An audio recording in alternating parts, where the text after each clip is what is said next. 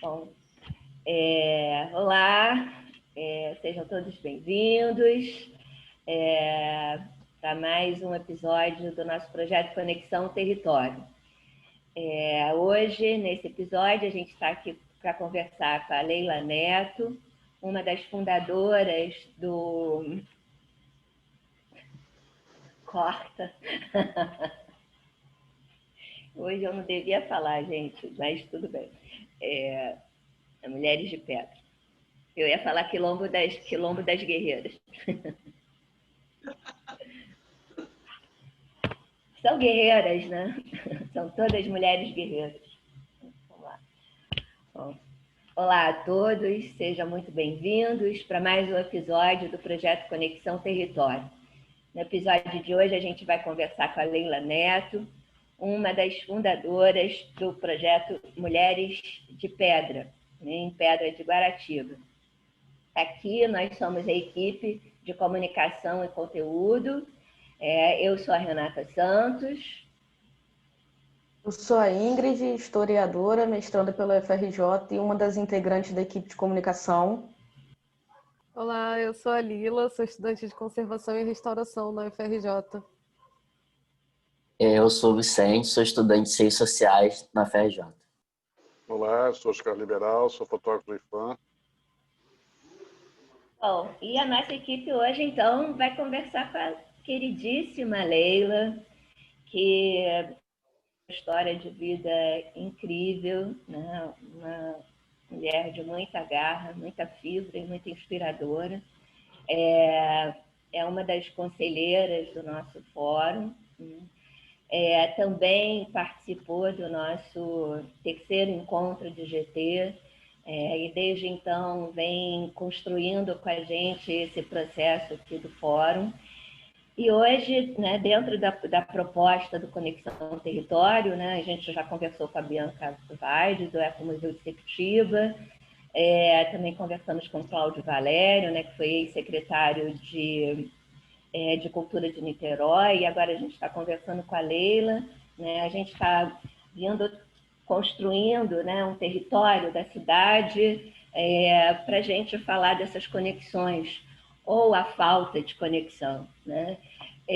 Bom, mas eu vou passar a palavra então para a Leila, para ela se apresentar um pouco e a gente começar aqui esse nosso bate-papo. Leila, mais uma vez, muito obrigada aqui pela sua presença, seja muito bem-vinda. Bom dia, obrigada a todos e todas. Bom, sou Leila de Souza Neto, mãe, avó, uma mulher negra, vinda da Zona Sul do Rio de Janeiro para a Zona Oeste há exatamente 40 anos. E minha trajetória de vida, ela se faz dentro desse nascer há 65 anos, né? Um nascer bonito na Zona Sul e que me traz para a Zona Oeste, né? Então, nesse caminhar aí desses 65 anos, eu tenho um imenso prazer de ser mãe e estar nesse espaço hoje como uma mulher ativa, uma mulher ativista, uma mulher que foi construindo um mundo e um universo extremamente dentro das artes, né, com uma visão, com um sentimento muito artístico, muito de dança, de poesia, de música. Bom, e aí, né, me voltei para essa vida de artivista. Então, nesse caminhar aí, com essa artivista toda, eu participo da Economia Solidária, né, que é um movimento de solidariedade, e é com muita honra que eu falo disso, desse movimento. Foi um movimento que me abriu e me inspirou muito nessa trajetória de 20 anos para cá em Mulheres de Pedra, aqui em Pedra de Guaratiba, nessa Zona Oeste, nesse sertão oeste, né? Nesse sertão carioca oeste, né? E hoje eu faço parte também do Conselho Rio, né? Que é o Conselho de Alimentação Nutricional. Nós, enquanto coletiva Mulheres de Pedra, e aqui nesse território, a gente costura com muitas redes, principalmente redes de mulheres da Zona Oeste. E hoje a gente costurando bastante, né? Até por conta desse momento mais político, né? Que a gente está passando, e com todas essas dificuldades, né? Que a gente tem nessa trajetória, né? Da Zona Oeste. Uma trajetória que, bom, eu estou na Zona Oeste há 40 anos, mais precisamente em Pedra de Guaratiba. E 40 anos, eu já chego nesse espaço, nesse território, já fazendo uma arte, já fazendo um trabalho comunitário. O meu envolvimento com essa comunidade, desde que eu cheguei, foi muito forte, muito potente, né? Pedra de Guaratiba é uma aldeia de pescadores. É um lugar pequeno, é um lugar bucólico, é um lugar atraente, mas com toda uma dificuldade imensa de conquistas, de equipamentos, de espaços. Então, é uma luta que eu comecei a travar aqui dentro do território, 20 anos com Mulheres de Pedra, mas antes, já com toda a comunidade. E, bom, eu digo que é resistir, né? Estar em Pedra de Guaratiba, estar aqui com essa coletiva é resistir, mas é um resistir bonito, é um resistir que, entre choros, entre risos, me faz acreditar e me potencializa bastante para prosseguir. Prosseguir numa forma de entender que a gente tem uma egrégora aqui, nesse espaço, muito forte. E quando eu falo de egrégora, né, eu acho que todos sabem o que é uma egrégora, né? E foi isso que a gente foi conquistando nesse tempo todo, essa egrégora que é o espaço Mulheres de Pedra. É um espaço onde as pessoas chegam, choram, sorriem, se abraçam e de muitos sentimentos, de muito amores, de muito fazer, de acreditar muito que a gente está, como diz a Bianca, no extremo sertão, né? Sepetiba, como ela diz, é o extremo sertão, e a gente está aqui do ladinho desse extremo sertão. Então, quando eu sou convidada para participar do 3º encontro do Fórum Cidade, Favelas e Territórios, isso me deixou de um sentimento, de uma felicidade muito, muito grande, e que me faz ver e ter esse olhar, né?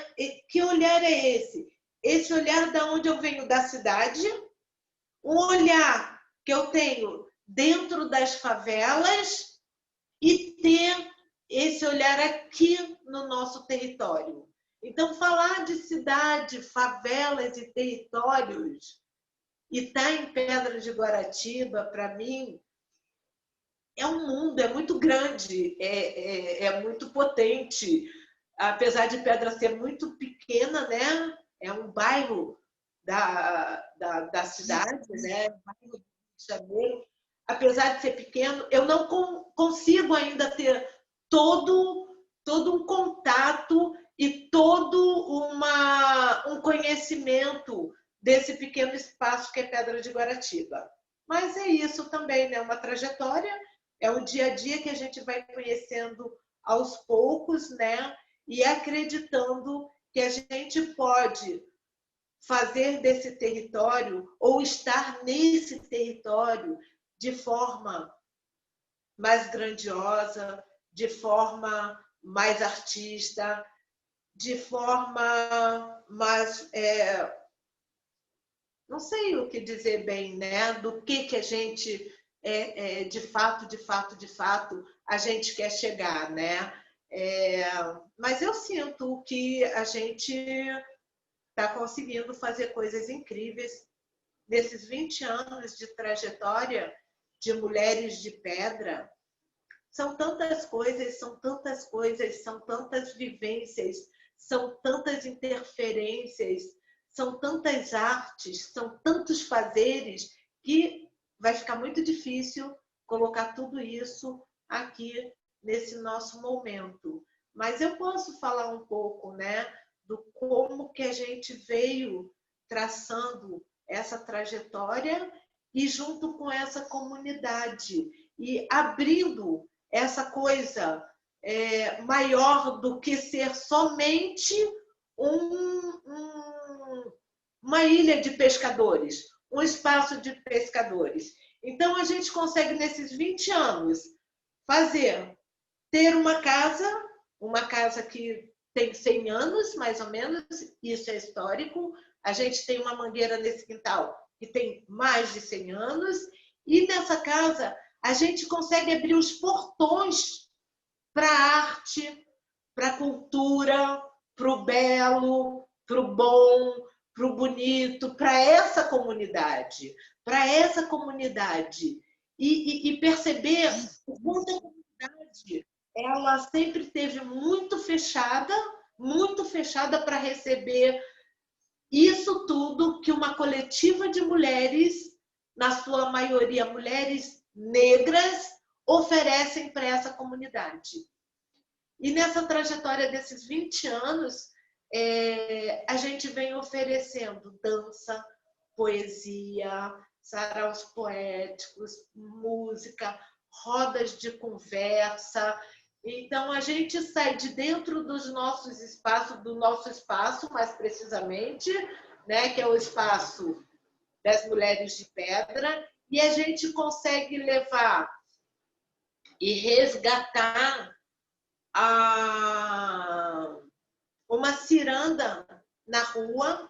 A gente leva o teatro para as ruas de Pedra de Guaratiba, a gente leva a folia de reis para essa comunidade que estava adormecida, que estava fechada, porque até então, que equipamentos culturais tinha há 20 anos atrás e que equipamentos culturais a gente tem hoje? Nenhum. Uma arena. A gente hoje tem uma arena cultural, né? Uma só. Nesses 20 anos, nessa trajetória. E Mulheres de Pedra consegue, dentro dessa resistência, a gente consegue abrir nossos portões e ir para a rua, e propor a essa comunidade felicidade, alegria, através da arte. Então, a gente leva teatro, dança, música, a gente fecha uma rua já há quase 10 anos para ofertar a essa comunidade uma festa da primavera, que é o renascimento, que vem a primavera trabalhando com os grupos de base daqui da Zona Oeste. Então, a gente não traz mais lá de baixo, a gente trabalha com todos os artistas, com todos os grupos de base que estão aqui ao nosso redor, do nosso lado. E é nessa trajetória que a gente vai se potencializando e também, de uma certa forma, visibilizando, né? Dando visibilidade a esse espaço e a essas mulheres que não são, na sua maioria, daqui, né, de Pedra, mas que estão nas periferias e a gente vai traçando nossa caminhada nessa relação artística, ativista, política, social. Eu, enquanto uma mulher educadora social, acreditando nas bases de uma educação social, que um outro mundo é possível e que, com o nosso fazer dentro desse território, com todas as dificuldades que ele se apresenta, hoje, muito mais do que há 20 anos atrás, por incrível que pareça, é um redescobrir Pedra de Guaratiba o tempo inteiro. É um redescobrir esse lugar aqui da Zona Oeste, né? Com todas as suas demandas de poluição nessa Baía de Sepetiba, uma poluição inimaginável, falta de saneamento, falta de equipamentos culturais, falta de mobilidade. Não existe uma mobilidade digna para a gente aqui nesse espaço. Então, é um grande desafio, né? A gente está nesse sertão carioca, nesse sertão oeste, né? E eu tenho esse olhar mais macro desse sertão, né? Um sertão Zona Sul e um sertão Oeste. E quando eu me flago pensando e também me perguntando para mim mesmo o que eu fiz também até agora. Será que eu consegui realmente? Será que eu consegui entender esse território? Será que essa trajetória ela foi potente? Ela é potente? Então, são indagações que me faz pensar nessa nossa trajetória dentro desse território. E aí, bom, eu estava falando das redes, das parcerias, né? A gente pôde, um tempo atrás, há 3 anos atrás, trabalhar com turismo de base comunitária em parceria com a Secretaria de Turismo de Paraty, o que isso foi muito bacana, foi muito legal, deu uma abertura muito grande, né, na coletiva, em nós, Mulheres de Pedra, em poder trabalhar e pensar num desenvolvimento social local, dentro de um turismo de base comunitária, já que Pedra de Guaratiba é o fundo de Bahia, mas é um lugar bonito, é um dos pôr do sol mais lindos do Rio de Janeiro. Esse mês de pôr do sol foi assim, estupendo, lindo, lindo, lindo. Então, a gente também caminhou nessa trajetória de um TBC, de um turismo de base comunitária, e com outras dimensões aí, acreditando que a gente pode unir forças e caminhar, né? Caminhar.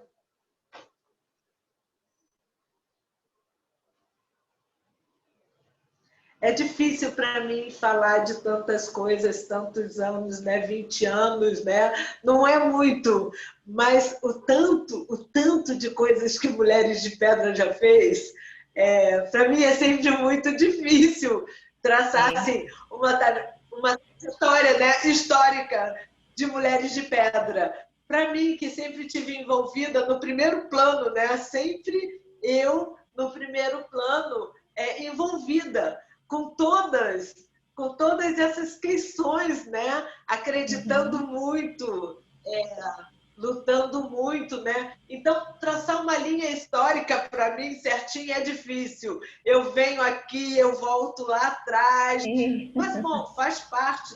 Né? Faz parte. Tudo isso faz parte dessa história, né? Então, é com emoção também, com muita emoção, que eu falo disso tudo.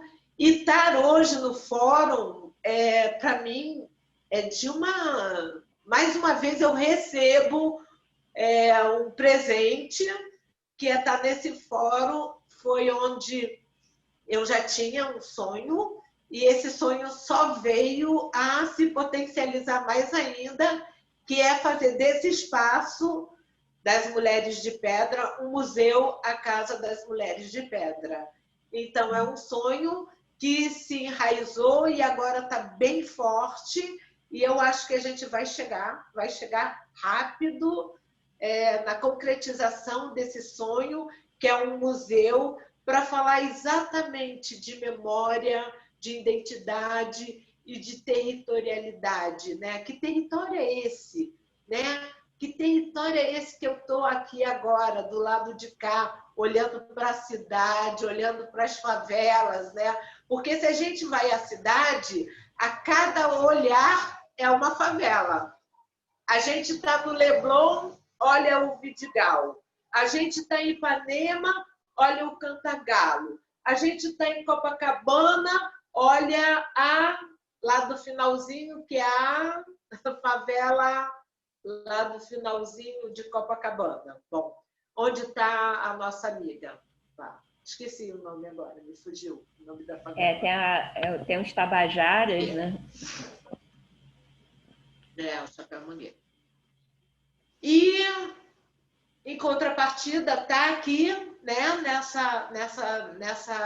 nesse território, nessa periferia, em Pedra de Guaratiba. Está rodeada por coisas bonitas, né? A gente tem Barra de Guaratiba, a gente tem Ilha de Guaratiba, a gente tem Guaratiba como um todo, a gente tem Sepetiba, a gente tem Santa Cruz com todas as suas histórias, né? Com todo o seu histórico, desde lá, né? Brasil Império. E a gente tem Campo Grande, né? Que não é um campo, né? É uma coisa imensa, né? Falar de Campo Grande, eu nem sei, é uma coisa enorme. E isso tudo me deixa muito feliz e muito emocionada, né? Poder falar, né? Que a gente está aqui, que a gente acredita, que a gente está resistindo, existindo. A coletiva de Mulheres de Pedra, ela não é a mesma de 20 anos atrás, ela vem se remodelando, né? É uma coisa que rotativa, né? Sai algumas mulheres, entram outras mulheres. Sai algumas mulheres, entram outras mulheres. Mais de 20 anos atrás, a gente ainda tem 5. Das atuais, a gente tem a coletiva das mulheres mais jovens, né? Que são mulheres negras, são mulheres professoras, artistas, donas de casa e fazedoras, né, também de arte, né? São criadoras, co-criadoras, né? Todas nós somos co-criadoras do nosso fazer cotidiano dentro desse território aqui em Pedra de Guaratiba, né?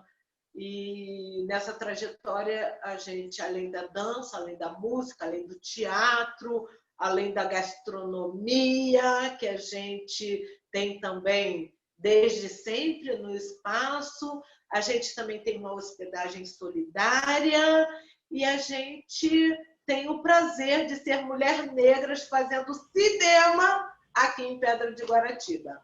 Vocês são realmente muito incríveis, né? Assim, é realmente muita história. E a gente já tem muitas perguntas, né? Assim, muitas questões aí, para muitas conexões a fazer, né? Assim, não... E eu até achei uma curiosidade, né? Assim, porque você nasceu na Zona Sul e foi para a Zona Oeste. Eu fiz o movimento ao contrário, né? Eu nasci na Zona Oeste, eu nasci em Campo Grande. A minha família, meu pai, meu tio, enfim, toda lá. Eu hoje vivo na Zona Sul, né? Assim, não... E Leila,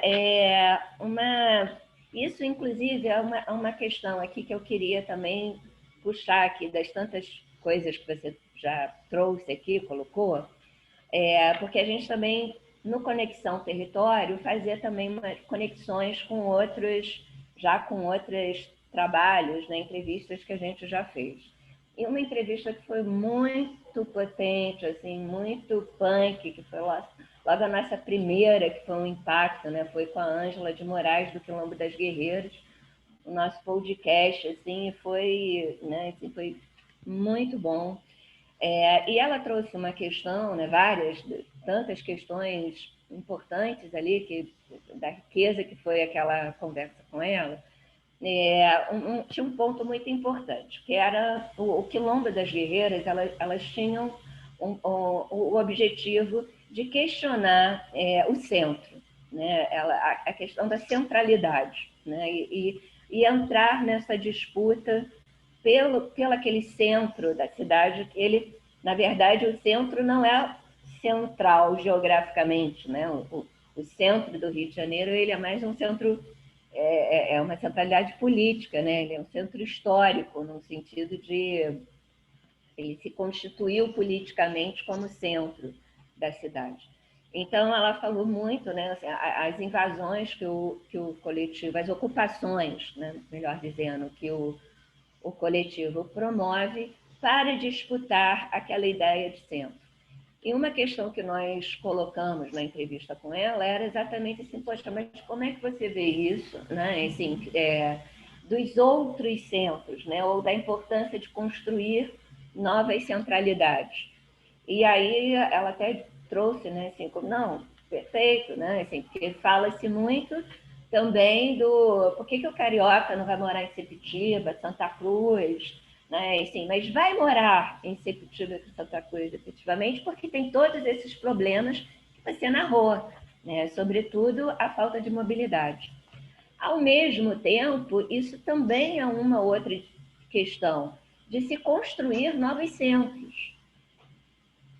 E eu tenho a impressão, isso que eu queria também que você explicasse um pouco melhor aqui na conversa com a gente, que se Mulheres de Pedra, se um dos objetivos, um dos trabalhos de Mulheres de Pedra, ao longo desses 20 anos, também não é construir uma nova centralidade em Pedra de Guaratiba. Como é que você vê isso?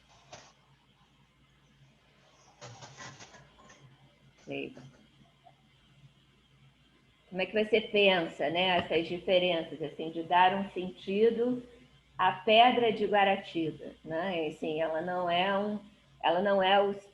né, não é o centro do Rio, mas ela passa a ser um centro em si mesma, né? Assim, eu crio uma condição ali onde eu estou, em Pedra, né? Assim, eu dou valor àquele lugar onde eu estou, né? Assim, o centro passa a ser ali, né? Pedra passa a ter uma centralidade própria, né? Assim, apesar de todas as dificuldades que se tem, todos os desafios que é construir isso. Como é que você vê isso? Então, a questão da centralidade aqui em Pedra, e entender que essa centralidade, ela acontece aqui, ela é de uma coletiva de mulheres que lutam por entenderem o nosso cotidiano dentro desse espaço aqui, mas que não é só aqui que a gente desenvolve nossas questões raciais, nossas questões femininas, nossas questões de autonomia, nossas questões de liberdade de poder ir e vir. Então, a gente entende que essa centralidade para a gente, para o grupo, para a coletiva, para as Mulheres de Pedra, ela é de suma importância. Ela é de suma importância que a gente entenda aonde a gente está, por que a gente está e por que a gente quer continuar a ficar nesse espaço. Mas a gente entende tudo isso trocando com a cidade, trocando com os territórios, trocando com as periferias. E olha, não é só do Rio, não. Trocando com todos os estados e com o Brasil como um todo, né? É uma centralidade que dá para a gente um respaldo de representatividade da onde nós estamos. Onde nós estamos? Estamos em Pedra de Guaratiba. O que fazemos? Arte, cultura, gastronomia, enfim, várias coisas, né? Por que nós fazemos, né?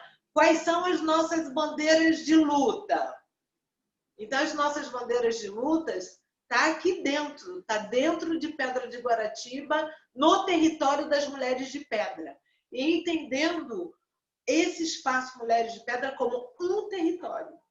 Ele é um território feminino, feminista, onde a gente discute racismo, onde a gente discute LBGT, enfim, onde a gente discute todas as nossas questões, tudo aquilo que nos aflige é discutido nesse espaço, nesse território. Daí essa centralidade, né, que eu acho que é de suma importância, né?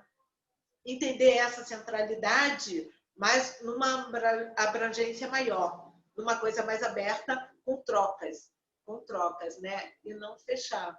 E essa troca também, e essa abertura, poder ofertar para essa comunidade também, né? Poder ofertar o que a gente tem de melhor, o que a gente sabe fazer de melhor, né? E aquilo que a gente não sabe, a gente vai aprender com os nativos aqui da Pedra, né? A gente vai estar o tempo todo trocando com eles, o tempo todo juntos. Leila, eu tenho uma questão justamente sobre essas bandeiras de luta que você acabou de falar. Em um vídeo seu também no YouTube, eu vi que já tinha acontecido uma citação quanto a isso, né? Eu queria que você falasse mais um pouquinho para a gente como que se dá a relação do coletivo com o feminismo negro, porque eu vi que é um ponto recorrente, né, nas explanações do coletivo Mulheres de Pedra. Você pode trazer um pouco para a gente essa relação com o feminismo negro? Então, foi muito difícil, né, da gente trabalhar essa questão do feminismo negro, né? Até então, porque imagina, eu nascida e criada na Zona Sul, com uma família que se acha extremamente branca. Minhas irmãs todas têm cabelo liso, mas o meu é assim, lindo, maravilhoso, de bom ver. Então, eu tive muitos problemas nessa trajetória de me entender também como mulher negra, né? A minha identidade de mulher negra, né? E isso veio se dar exatamente aqui na Pedra. Na Pedra e nesse espaço e com essas mulheres, né? Então, isso se dá com uma força muito grande dentro de mim, e com as mulheres também, dialogando com elas, né, a questão da nossa identidade, a nossa identidade de mulher negra e como é que a gente estava vendo esse feminismo negro, né? Aí a gente foi buscar, né, nossas irmãs, né, nossas irmãs que trabalharam isso de uma forma muito linda, né? Angela Davis, mas a gente tem no Rio, e que foi um prazer enorme. Ela foi minha professora, que foi Nossa, o nome dela acabou de me fugir agora. Que foi professora na PUC, que foi, enfim, o meu primeiro curso de conscientização afro-brasileira foi feita com a Lélia. Então me veio o nome com a Lélia. E falar de feminismo negro tem que falar de Lélia Gonzalez, né? Tem que falar dessa deusa. E aí a gente foi vendo também que o feminismo negro tinha que ser exaltado, porque até então o feminismo, ele é branco. Ele é branco, elitista. A gente não conhecia as nossas mulheres feministas negras.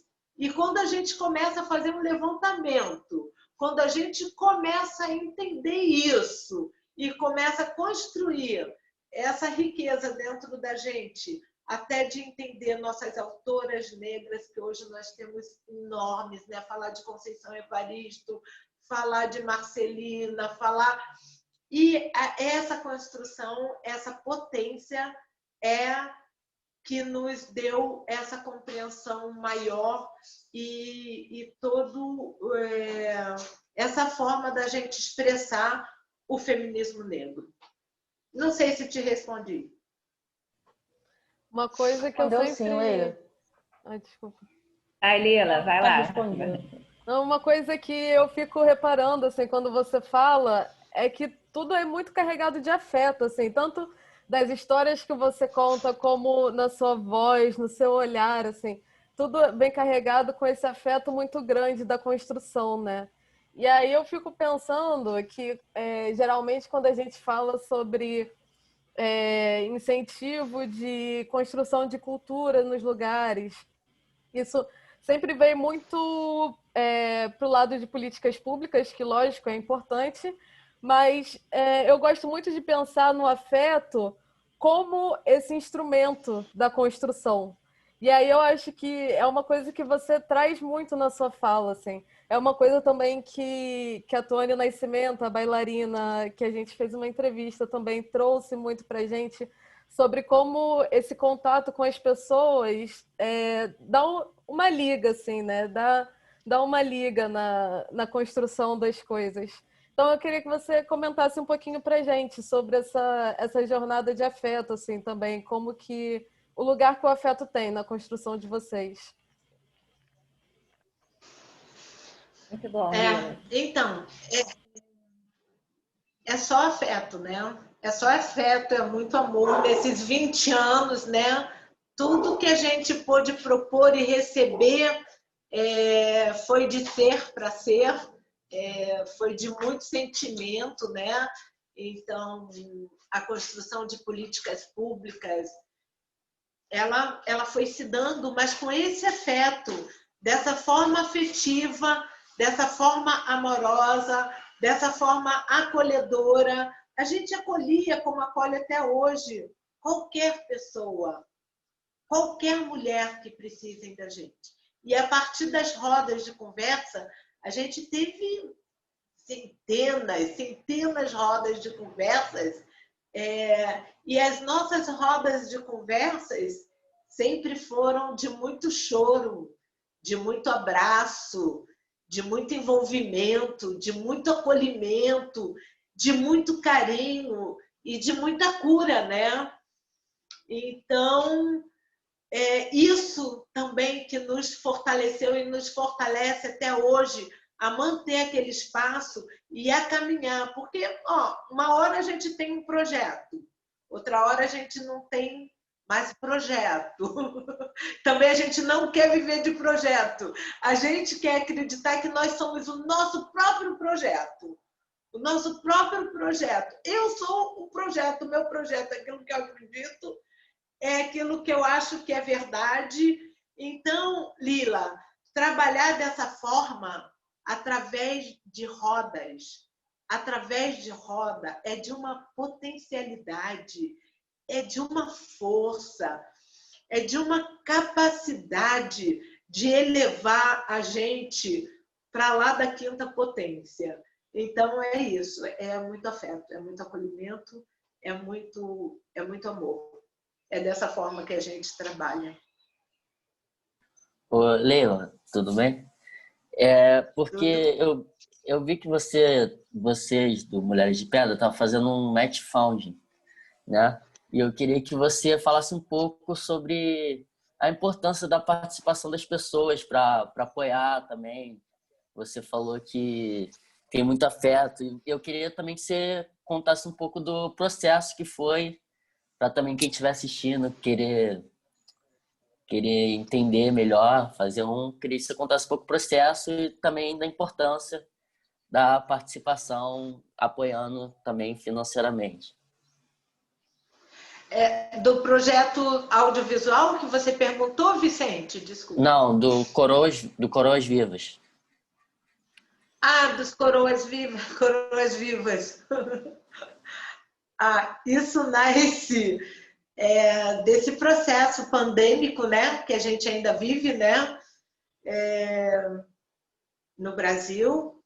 E pensar nesse momento de Coroas Vivas, né, foi muito a partir de mim, né, e também de outras mulheres nossas, né, do coletivo Mães, Mulheres, Amigas, e que são coroas, né, e como é que nós nos devíamos manter vivas.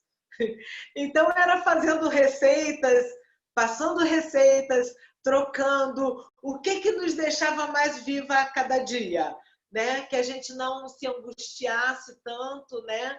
Que a gente não entrasse em processo depressivo. E a gente foi criando lá os posts lá, né? De trocando, né? Então eu dava receita daquilo que eu estava fazendo, os pães, o bolo, a comida, a partir de ervas, a partir de frutas. E aí foi acontecendo essa troca das coroas vivas, o que foi muito bom, o que foi muito lindo, viu? Nós perdemos algumas coroas, né, para o vírus, mas em compensação também temos hoje muitas coroas vivas, fortes, potentes e com vontade de continuar a vida. Foi isso. E foi assim, foi uma coisa muito daqui, nossa de casa, né? Era a Lívia, que é minha filha, com celular, ela pegava uma fala minha e ela falava, e agora, vamos filmar. Fala aí, o que é isso? O que tu tá fazendo? Aí vinha sempre com uma música, a gente já pensava na proposta da comida ou do plantar, a partir de uma música, que é muito nosso, né? A gente faz sempre tudo com muita música, com muita poesia, né? Então, foi essa relação do Coroa Vivas, né? E ficou bem bacana. Foi um trabalho coletivo, cada um em suas casas, cada uma nos seus espaços, fortalecendo aí esse trabalho de Coroas Vivas, que surgiu assim. Mas teve... Eu li aqui que teve uma... Eu não entendi direito, queria que você explicasse. Teve uma parceria que cada R$1 doado multiplicava por R$2, mas quem multiplicava esse dinheiro? Foi a benfeitoria, né? Nós trabalhamos a benfeitoria e aí fizemos a listagem de mulheres, 20 mulheres da coletiva. Então, vão trabalhar a benfeitoria, e nessa Coroa Viva também surge a Coroa Viva, né? A partir da benfeitoria, impulsionando, né? Ativando, né? A campanha, e a gente consegue alcançar a meta, e durante 3 meses, cada mulher conseguiu receber R$300 da benfeitoria. 20 mulheres foram beneficiadas com R$300. Maravilhoso, mas a benfeitoria é legal explicar que é uma plataforma, né, de financiamento coletivo, né? Isso. E, Leila, esse ponto, inclusive, o Vicente levantou aí também uma questão importante e que tem a ver com o que a Lila estava falando também, sobre as políticas públicas, né? Assim, que uma questão importante no fórum Cidade, Favela e Patrimônio é que a gente tem conversado muito sobre isso, tem buscado discutir isso, né? A participação social, a importância da sociedade se apropriar, né, assim, das políticas públicas, porque o público é que qualifica, né, o adjetivo público é um adjetivo que qualifica essa política. Tem a política partidária, né, assim, mas tem a política pública, que é nesse sentido do coletivo, uma política que se faz socialmente ampla para todos, né? E como é que deve ser, e qual o formato, né, assim, dessa política pública? E aí foi uma questão também que surgiu na entrevista com o Cláudio Valério, que ele estava, o grupo também que pode me ajudar, né, assim, que ele, como secretário de Cultura, ele colocou que ele achava que as políticas públicas de cultura, elas deviam ser feitas a partir de uma demanda espontânea, né, a partir de demandas da sociedade. Mas eu provoquei também se o Estado também não deveria, né, assim, dar uma contrapartida ou se posicionar em relação à organização dessas demandas, né? E, na verdade, a gente percebe que aí tem um ponto, né? Porque qual o papel do Estado na organização das políticas públicas e qual o papel da sociedade também, né? Assim, a sociedade, ela cabe tudo ao Estado, ou a sociedade demanda para o Estado, né? Assim, e a gente tem também uma questão que nisso, qual o desenho da governança, né? Porque tem uma diferença entre governo e governança, onde há um compartilhamento dessas responsabilidades na construção de políticas, que são políticas projetos, né? Então, nem ter um modelo de cima para baixo, onde só o Estado vai determinar sem consultar as demandas da sociedade, mas também como é que se constrói esse canal aonde a sociedade também vai levar as suas demandas para o Estado. Enfim, então você falou muito aí a questão agora do afeto, né? Assim, a Lila falou da importância do afeto, e eu penso na importância da noção de pertencimento e da identidade do patrimônio para reforçar esse grupo, na importância da iniciativa do próprio coletivo, que é quando, por exemplo, se organiza um financiamento coletivo, ao mesmo tempo em que o Estado tem toda a discussão de fornecer auxílio ou não, mas enquanto esse auxílio não chega, né? Por exemplo, a comunidade, esse território se organizou e providenciou, enfim, vê como a coisa é complexa, né? Assim, então, e aí você tem essa coletiva aí que está atuando nessas, não está parado, também está agindo, mas e o Estado, Leila? Qual você acha que deve ser o papel do Estado nesse... Bom, eu acho, Renata, é sempre muito difícil para mim falar nesse papel do Estado. É muito difícil, porque é um Estado sempre muito omisso, sempre de cima para baixo, sempre querendo impor aquilo que já está no decreto, aquilo que decretaram, aquilo que eles acham que é bom para eles, sem ter nenhuma relação com a realidade do que realmente a sociedade precisa, esses grupos sociais, esses movimentos sociais. É difícil, tem uma distância. Eu vejo que já diminuiu bastante. Hoje a gente tem conselheiras na cultura, né? Hoje a gente já tem uma gama de pessoas que estão envolvidas e que são da base, né? Porque a base nunca foi ouvida. A base sempre foi instrumento de trabalho deles, para eles se apropriarem daquilo que eles precisam de ferramentas e instrumentos para decretarem o que eles querem.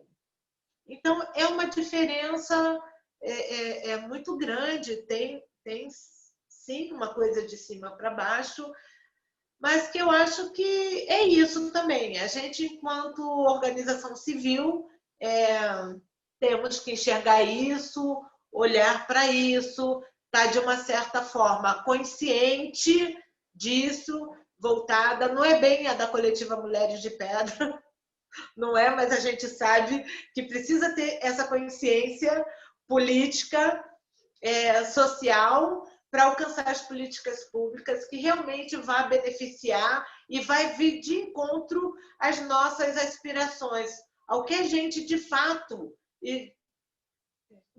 de direito a gente quer. A gente quer se formalizar, mas de que forma? Da forma que eles querem?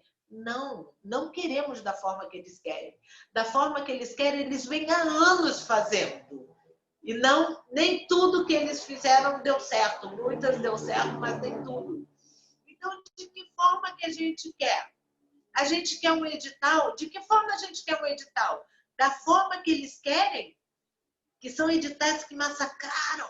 São editais que fizeram projetos chorarem. Eu chorei também com o edital deles. Chorei sim. Foi terrível. Hoje eu não quero nem pensar em edital do formato que eles trouxeram. Mas a gente também caminhou dentro desse sentido, né? Houve toda uma discussão, todo um desenvolvimento para que isso fosse mudado, e mudou bastante. E mudou bastante também, tenho que falar que mudou. A gente teve projetos, ações locais, é um deles, né, que eu posso falar, nós fomos contempladas com as suas locais, né? E que já foi bem mais flexível, bem mais leve, a partir de discussão de coletivos e da organização civil organizada, discutindo nas arenas, discutindo nos espaços o que é bom para a gente.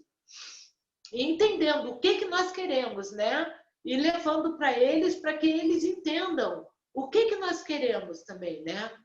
O que a gente quer propor que seja mais maleável, que seja um melhor para o bem viver. A gente está falando de afeto, de carinho, a gente está falando de bem viver também, né? Não? A gente está falando de propostas políticas. A gente está falando de propostas políticas, de políticas públicas, mas de que caminho, com que olhar que a gente quer essas políticas públicas? De que forma a gente quer que aconteça? Da mesma forma? Não. Nós não queremos mais esse mundo velho. A gente quer um mundo novo, a gente quer novos paradigmas, a gente quer entender que tem todas as possibilidades, existem todas as possibilidades e que o poder que vem de cima para baixo não dá, muitas das vezes não dá. Ele nos oprime, eles querem nos esmagar, eles querem nos fazer chorar e eles querem fazer com que a gente desista das conquistas que a gente conseguiu. Perfeito. E as mulheres, eu acho que a gente tem tido um papel muito importante nisso, né? Assim, a gente já está chegando no final aqui, assim, do tempo que a gente se propôs. A gente vai começar a finalizar. E a Ingrid tem uma questão também sobre o papel das mulheres, né, Ingrid? Sim, Leila, eu queria te perguntar, né, para a gente encerrar aí o nosso Conexão Território, que você falasse mais especificamente sobre esse protagonismo feminino nos ativismos, assim, como que você vê ultimamente, né, o protagonismo feminino e como que se dá exatamente o protagonismo feminino nas Mulheres de Pedra, sabe? Quem são essas mulheres? Quais são as memórias que elas trazem?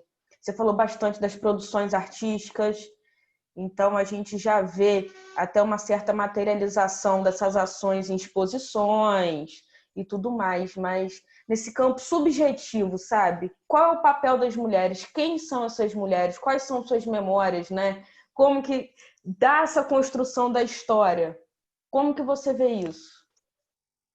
Sim, então, são mulheres que chegaram muito, na sua grande maioria, são mulheres que chegaram praticamente sem muita perspectiva de vida, chegaram em situações bem difíceis.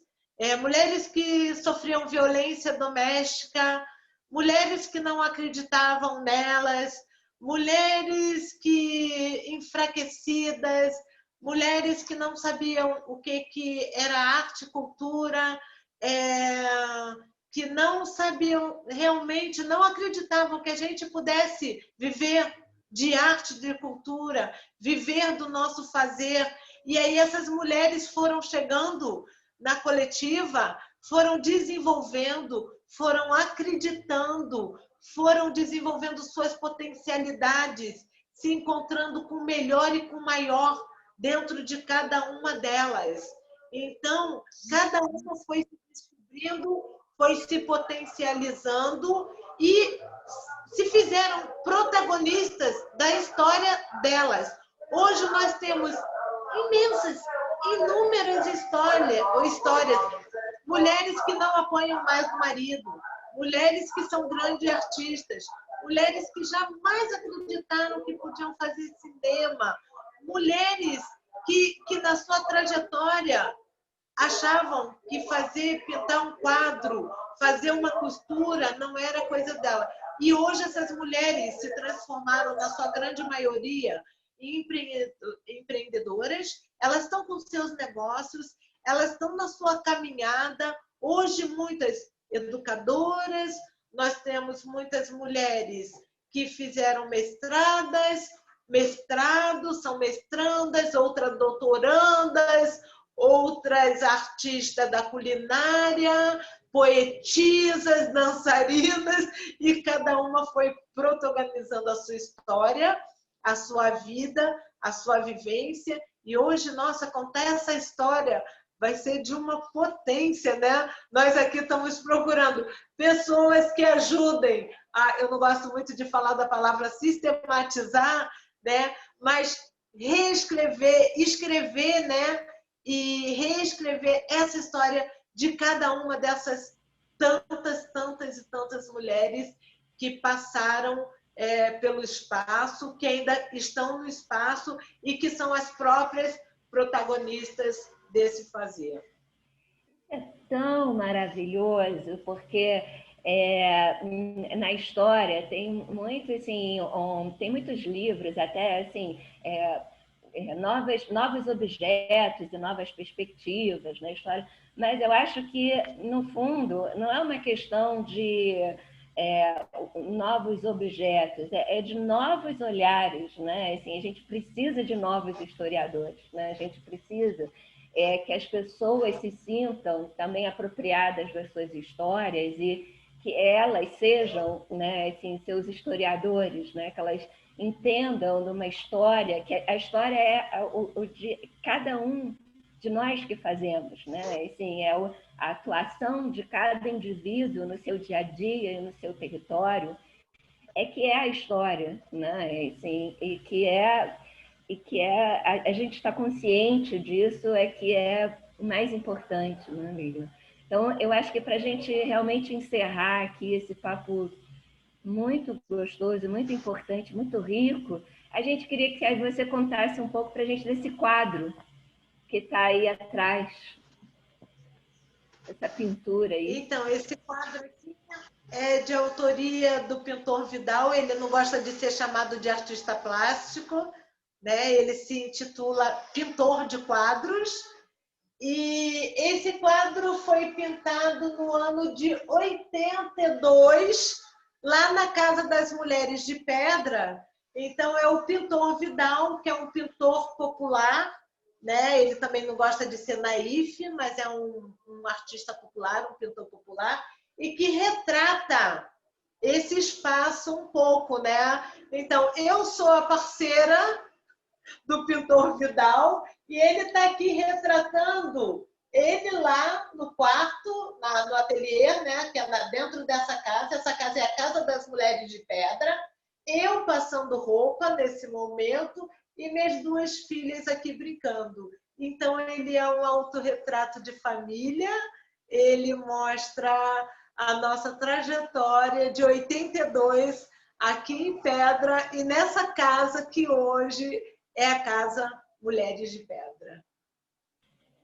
Que maravilhoso, muito legal. É lindo o quadro, muito bacana. Tem muita história, sem dúvida. Leila, a gente quer agradecer mais uma vez imensamente a sua participação no projeto, né, que no Conexão Território e também dentro do fórum.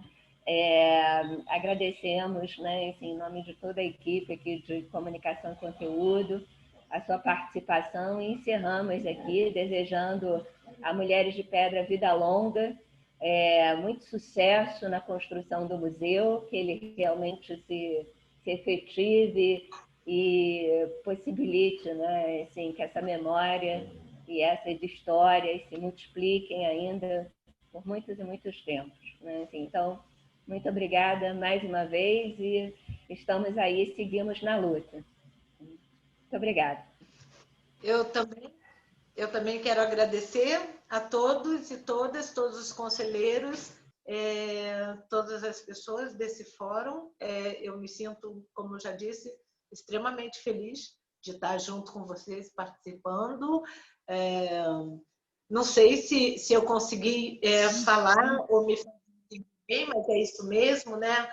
A gente muita coisa, né? E quer falar e vai falando, mas bom, eu espero que tenha feito uma conexão, né? Essa conexão dos territórios, né? Que a gente tanto quer ter, que a gente tanto almeja, que a gente tanto fala, né? Estar conectados, né? um território com outro território, com outro território, com outra cidade, com as favelas, essa conexão ampla, geral e restrita que nos leva a ser felizes. Obrigada, obrigada e obrigada. Nós que agradecemos. Muito Obrigada, obrigada. Leila. Foi excelente, maravilhoso. Perfeito. Obrigado, Leila. Obrigada, Obrigada. Muito obrigada. Vicente, Lila, obrigada a todos.